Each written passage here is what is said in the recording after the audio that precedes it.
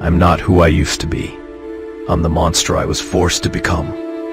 And tonight, I refuse to apologize for it.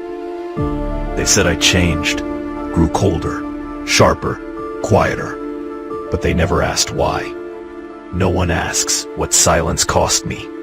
No one asks what it took to hold it all in. The anger, the betrayal, the nights I stared at the ceiling, wondering why the world turned its back when I needed it most. I became what they feared, because what they gave me was fear. You don't wake up one day and become cold. It happens piece by piece, one heartbreak at a time, one disappointment after another, until there's nothing left but fire and walls. I used to be soft. I used to believe in people. I used to smile more. But then I was lied to, left behind, torn apart by those who promised they'd protect me. And when I shattered, they walked over the pieces like I didn't exist. So I built myself back with steel, and I didn't ask for help again. I learned to survive alone. I learned that in this world, kindness without strength is a death sentence. They made me apologize for changing, but what they really wanted was for me to stay broken. They missed the version of me they could control. The one who said yes when he wanted to scream no. The one who stayed silent to keep the peace even while dying inside. I won't apologize for not being that person anymore. Pain made me this way. The world's fire forged something they can't understand, and now they're scared of it. They say I'm too cold now, too distant, but cold kept me alive when warmth nearly killed me. They say I don't trust anymore, and they're right, because trust is a luxury for the protected, not for the hunted. Every betrayal taught me something. Every disappointment carved away the softness, and what remained was someone who doesn't flinch anymore. I didn't ask for this armor. I was born wearing skin, but this world made it clear, skin wasn't enough. So I grew fangs. I grew silence. I became what they couldn't ignore. You think I wanted this? No, but I needed it, because no one came. No one saved me. No one stood up for me when I was backed into corners, shaking with rage I didn't know how to use. So I became the weapon. Now they call me bitter, distant, unreachable. But where were they when I needed someone to reach in? Where were they when I cried behind locked doors? Where were they when I almost gave up? No one was there. Only the darkness, only the silence, only the echo of my own voice, saying, keep going, just one more night. So don't expect me to apologize for surviving. Don't expect me to shrink for your comfort. Don't expect me to be soft, just because you miss the version of me who let you walk all over him. I became cold, because fire tried to burn everything I loved. Now I stand in that fire, and I don't feel a thing.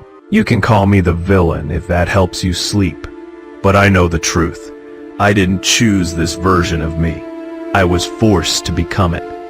Because when kindness failed, when forgiveness was used against me, when silence was mistaken for weakness, I chose power.